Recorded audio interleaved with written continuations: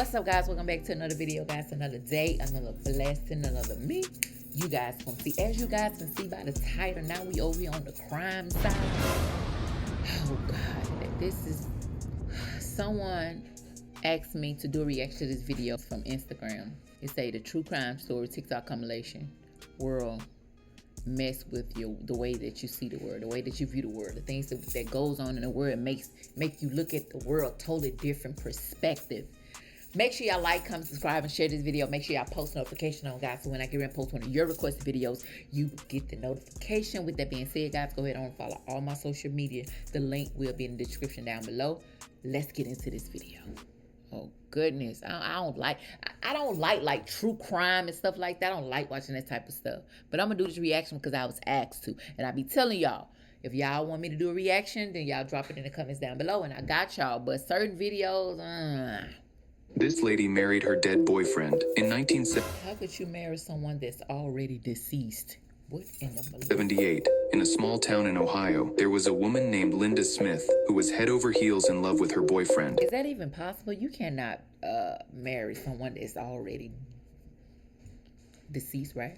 They had talked about marriage endlessly, but just weeks before their wedding, her boyfriend tragically died in a car accident. Linda was devastated. Her boyfriend named Lemmy Leaf was the best boyfriend ever to her. One evening, Linda couldn't take it anymore, and she dug up her boyfriend's grave with the help of her two brothers. She announced she was still going to marry him. The townspeople— She's sick and the brother's sick. Just gotta put that out. Were baffled, and some thought grief had driven her mad. Linda planned an eerie wedding party and invited everyone, wearing a white dress beside Max's corpse in a suit. Then came the twist. Linda didn't plan on returning her boyfriend to his grave.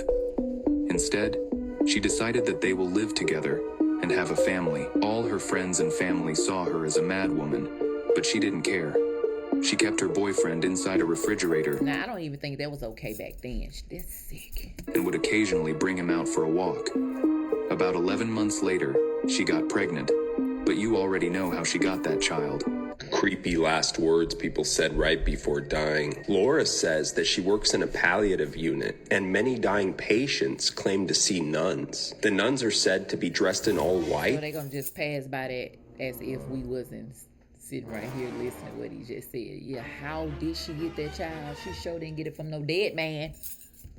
Or all black. She said that many patients' last words before they died were related to the nuns. She said that one time a patient told her, "Will you tell the nun to stop waking me up at night?" She kept waking me up to see if I was okay. On another occasion, she asked a patient who he was talking to, and he replied, "The nun sitting over there." One night, Laura was sitting down, and she noticed someone dressed in all black go into a patient's room. She found it odd for a visitor to come in at 2 a.m., especially since the patient never had visitors before. She decided to peek in the room to see who the visitor was, but when she walked in, there was no one there. The patient passed later that night, even though Laura says that when she put him to bed that night, he didn't seem close to death at all. Laura says that it freaks her out when the patients talk about the nuns. If you hear bones clinking behind you at night, you better run. The Gashodokaru are a yokai from Japanese folklore dating back 1,000 years. They are described as malevolent skeletal giants that can be as big as 15 times the size of a human. It's said that these giants wander around in the middle of the darkest nights, and if they see a human, they'll sneak up behind them. I don't put it past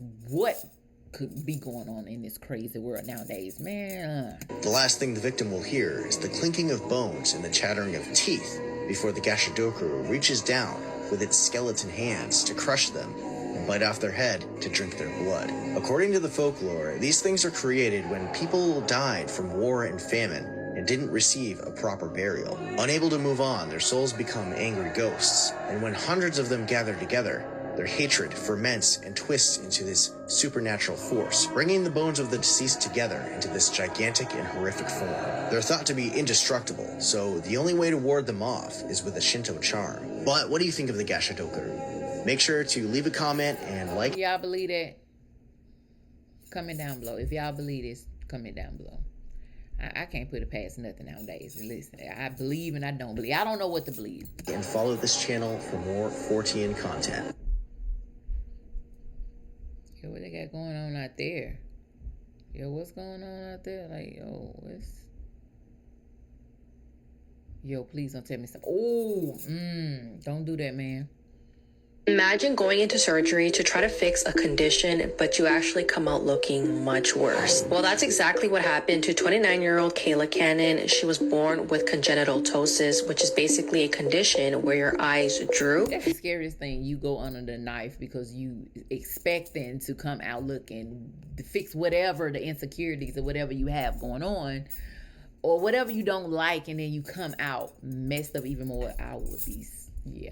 Me and that doctor would have some problems. And she wanted to fix this problem, so she went to a specialist, and then she came out looking like this. Kayla decided to get this procedure done with Dr. Harvey Chip Cole, who's located in Dr. Harvey got a big smile on his face as if he haven't done nothing wrong. Atlanta. This doctor made a ton of mistakes during this procedure, one of them being removing half of her eyelids, which caused a lot of tightness and left her looking like this. After the botched surgery, Kayla had a serious infection and could barely close her eyes because of how tight they were. And she had to undergo 7 additional surgeries to correct the damage, and she was left with these permanent scars. Kayla's devastated because she feels like she went through this procedure only to look worse than what she did, and this is the first time that this doctor did something like this. This is another patient who was also botched, and she came out right after Kayla spoke out about this doctor. And the crazy thing about... Is he unexperienced? Because first and foremost, before I go on the knife and get anything done, guys, I always make sure I do research on the doctor. I make sure they've been in the game for a long time, and then I also make sure they have great experience and double board certified. This is that he is still practicing. Normal looking photos with disturbing backstories. This might look like a normal family photo, but the reality is terrifying. The man in the yellow sweater is named John, and he's holding a baby named Heather. Heather grew up thinking she was adopted by John's brother, making John her uncle. But one day, a phone call changed everything. She had overheard a phone call saying her uncle was arrested. John Edward Robinson was connected to the deaths of multiple missing women, including 19-year-old Lisa Stassi, who was last seen with her 4-month-old daughter Tiffany, who went missing. And that's when Heather realized she's Tiffany. The man she thought was her uncle was actually her mother's killer. John had faked adoption papers and tricked his own brother into adopting his victim's daughter. And for 15 years, no one knew the truth. Follow for more. Did you know Ronald McDonald is no longer the mascot of McDonald's because of a chilling incident in 2010? This terrifying tale took place in Cuernavaca, Mexico. At a local McDonald's, a statue of Ronald McDonald... I didn't even know they had a McDonald's in Mexico. ...sat on a bench, a popular spot for photos. Everything seemed normal until one night, when 2 gas station workers from across the street decided to take a break. One went to the bathroom while the other sat next to Ronald, saying, "I'm tired." To his horror, Ronald replied, "Me too." The man, stunned and terrified, leapt from the bench and suffered a fatal heart attack. Hearing the commotion, I probably would have had one too. Yo, are you tripping? Why would you do that, Ronald Donald? the second McDonald? worker rushed out of the bathroom. He saw something so terrifying that he shared the story with everyone he could. However, days later, he fell into a coma and passed away. McDonald's allegedly erased the security footage from the gas station's cameras and quietly removed most of the Ronald statues. This eerie event might explain Ronald McDonald's near disappearance from the brand.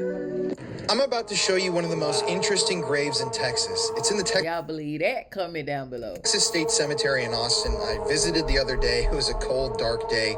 If you walk into the cemetery, you'll notice all the Texas flags and the Texas monuments. These people that were buried here were proud to be Texans.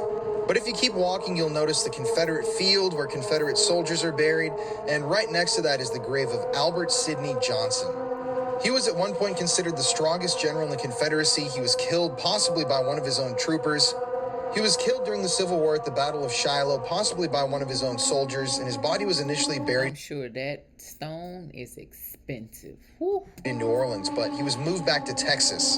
In 1905, a sculptor was hired to create this monument, and let me tell you, it's eerie because it depicts Albert Sidney Johnson exactly how he looked as he lay dying on the day of his death. It's an eerie monument. It's life-size. It's right in the shadow of Stephen F. Austin's grave at the top of the hill here at the cemetery, and it's very, very, very interesting to see in person.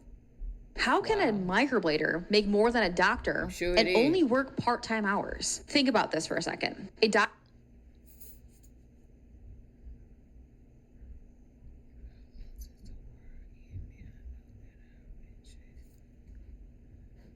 What happened to the sound? Oh, okay, that's on that end.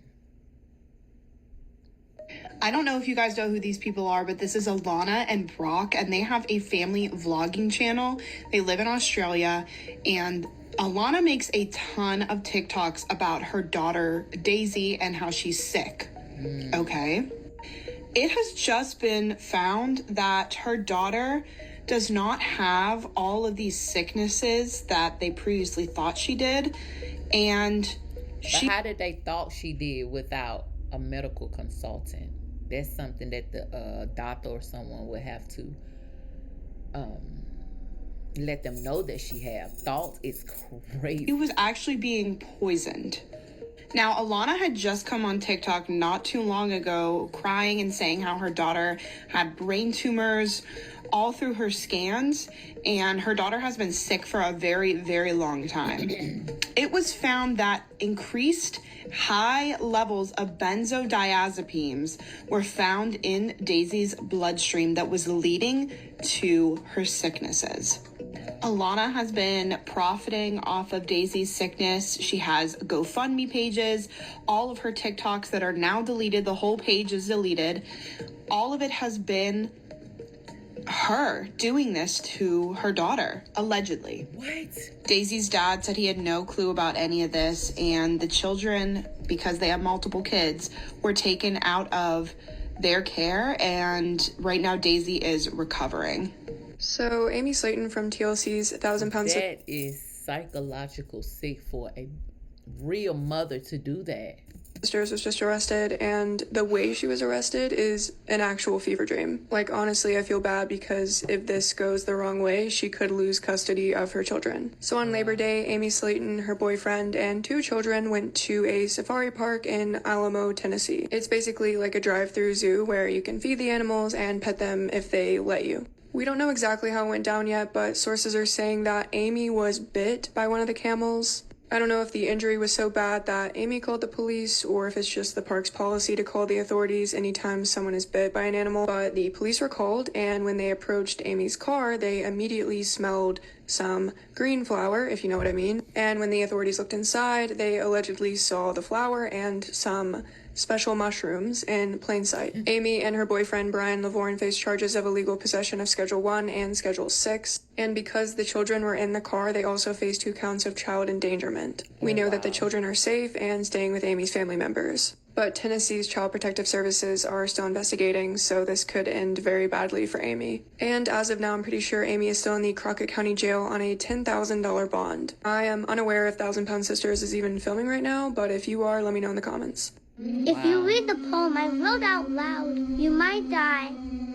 Hello, my name is Tamino. I rebuke that in the name of Jesus. The creator of the poem Tamino's Hell. I was a boy who lived in Japan. I had very strict parents who would commonly give me cruel and unfair punishments. I don't like to hear certain stuff. You know what? I'm just gonna skip this, y'all. Man, I'm sorry. Diary, Anne Frank originally wrote many explicit details involving her lady parts, menstruation, and pleasuring herself. Her father, Otto, cut those parts out. John Harvey Kellogg, one of the Kellogg brothers who invented breakfast cereal, advocated for sewing silver wires through boys' foreskins to prevent them from masturbating. In 1969, Yoko Ono released a film entitled Self-Portrait, consisting of a 42-minute shot of her husband John Lennon's semi-erect member. Following its initial screening, the film was never shown again. Often referred to as the father of vegetarianism, Sylvester Graham shunned alcohol, white bread, meat, and lust. He popularized whole grain food products and originally invented the graham cracker in the early 1800s to stop people from masturbating or having sexual desires. In 1851, Graham died of complications from an opium enema at the age of 57. Want to simplify entry into the federal market? Then review the free, practical guide to getting started in. It's some crazy things be going on in this world that we still don't know about, that have not been discovered yet. It's crazy. Okay, so they have this mute for some reason. There's no way I will be out there. Nah.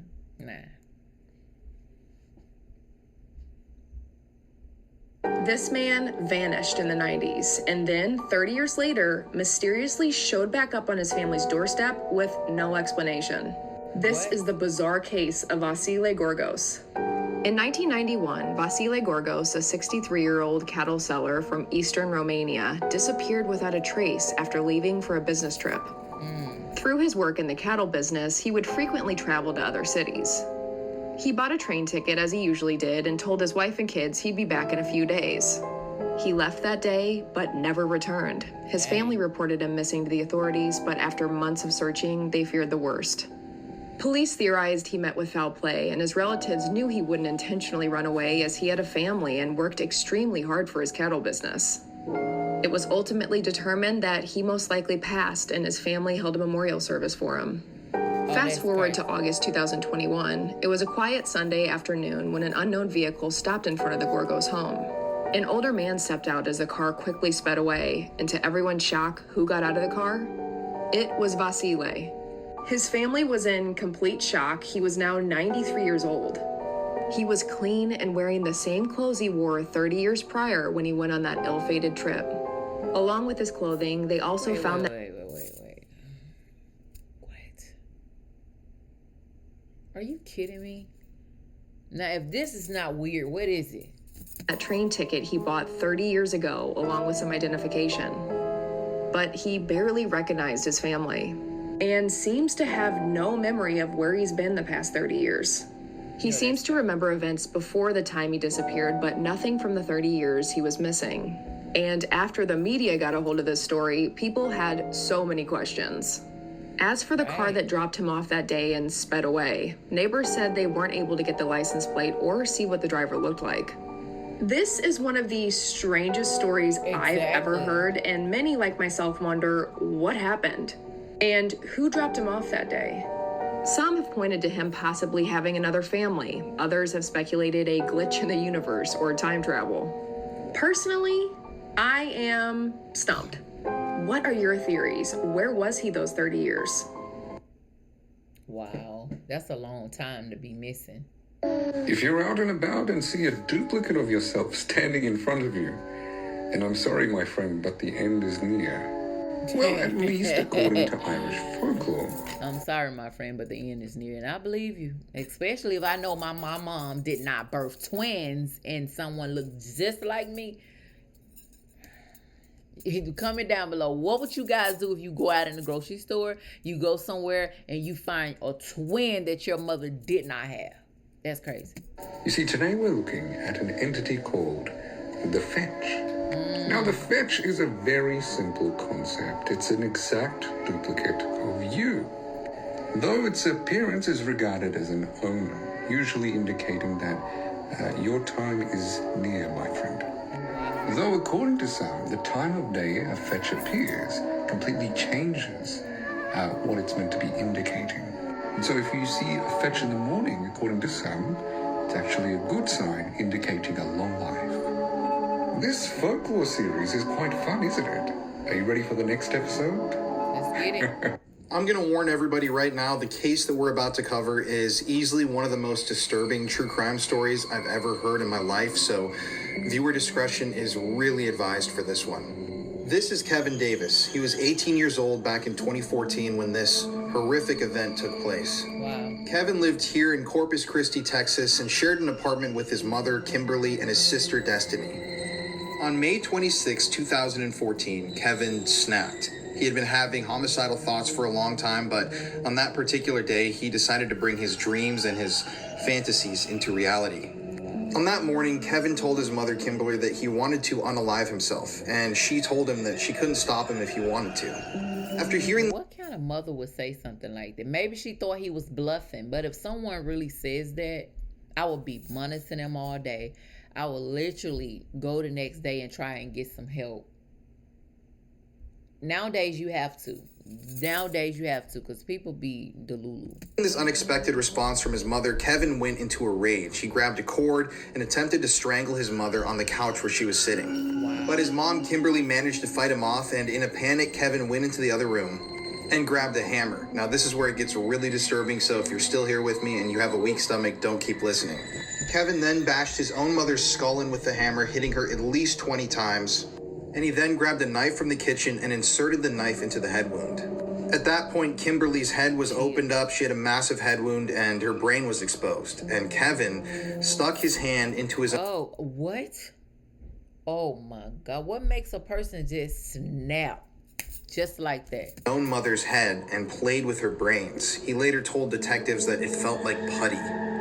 Ew. Now, after his mother was dead, Kevin dragged her corpse into another room and her, which is unbelievably shocking and disgusting. After all this was said and done, he went to a neighbor's house, told them to call 911, told them that he had just murdered someone, and he was arrested without incident.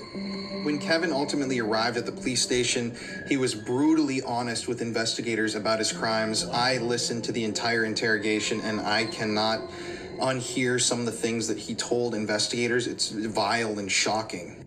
But at one point, I guess that makes the investigator job very much just easy. I guess their job just be easy, because when you come there and you confess the whole thing, it's like they don't have to try to go and do no investigation. You can't even confess. Wow. He smiles at the investigators with a little grin and says, "Yes, I guess I lost to a corpse." After his trial, he was handed down a sentence of life in prison. He's still alive. He's still in Texas right now. And he even admitted to investigators that if he was given the chance, if he were out on the street again, he would kill again. I'm sorry to have to fill your guys' minds with this stuff, but this is a truly disturbing case that I can't stop thinking about because of how horrific it is. And yeah, I cannot believe that this happened. Are you struggling with your next YouTube video idea? With vidIQ Generate, you'll get the idea, description, and thumbnail.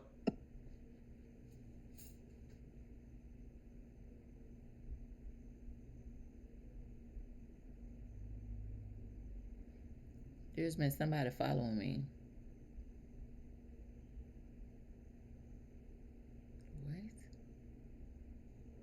This case is considered law enforcement's most baffling case.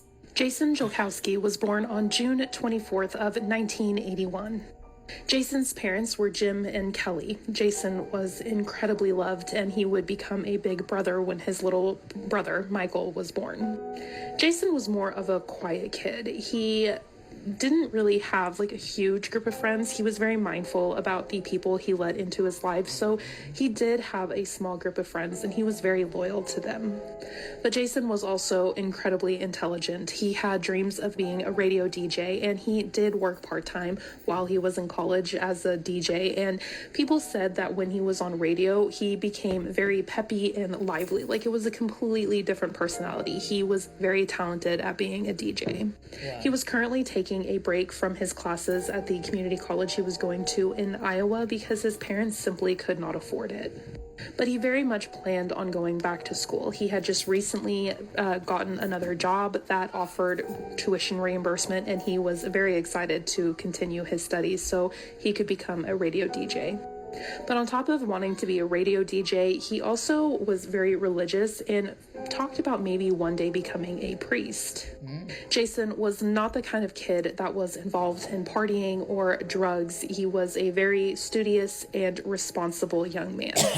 But before he was starting this new job, he was currently working a job at Fazoli's. On June 13th of 2001, Jason was called into work. His boss called him and asked if he would come into work early that day at Fazoli's. Jason agreed to this, but his car was currently in the shop getting work done to it. So he told his boss that he would just walk to work, which would have been about 4 miles away from his home in Omaha, Nebraska. But his boss said, we have another person coming in. I can have them come pick you up and take them to work. So Jason agreed to meet with this person at the high school that both him and his coworker had gone to school at. This would have been about 8 blocks away from his house, or half a mile. They agreed to meet at the school at 11 a.m. and the last known sighting of Jason was about 10:45 in the morning when their neighbor saw Jason and his younger brother Michael taking the trash cans from the street back to the garage. This would have been about 10:45. Wow. Jason is then seen walking toward his high school right after taking these trash cans back from the curb to the house. And sometime in this 10-minute walk, it would have been about 10 minutes to get from his house to the high school, Jason simply vanishes. We'll get into more in part 2. Give me a couple of minutes to film it and get it up. It'll be down in the comments. It be some crazy, insane things that goes on in this world amongst us. I mean, can't you guys believe some of this stuff? Y'all, comment down below if y'all believe some of these tragedy things that's happening in our own world. The same old world we living in. Like, billions and billions of people's here, Make sure y'all like, comment, subscribe, and share this video. I hope you guys enjoyed that video. If you guys have any video requests, drop them in the comments down below. Y'all stay safe and blessed and let God do the rest. And I'll catch you guys on the next video. Don't go nowhere. I'm going to the next video. Comment down below. Peace. Love you. Bye.